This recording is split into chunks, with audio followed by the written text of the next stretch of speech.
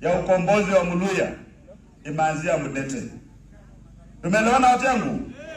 Watu wa Vihiga mkituleti down, muanze kuyumba, hii safari haitafika mahali natakana kufika.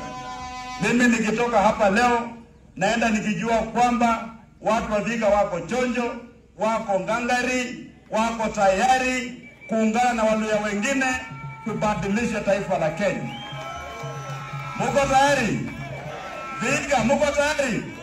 Wacha nione Vihiga, wacha nione Vihiga, wacha nione Vihiga, wacha nione Vihiga, wacha nione Vihiga. Sisi hatutapoteza wakati kwa siasa ambayo ina maana, because the challenges facing our people are too extreme, are so serious to be sacrificed at the altar of political pettiness. Hii siasa ya chini yote hii hatutakani, maana sitojua mahali tunaenda. We know the objective, we know the way to that objective. Mimi ningependa nimalizia hapo.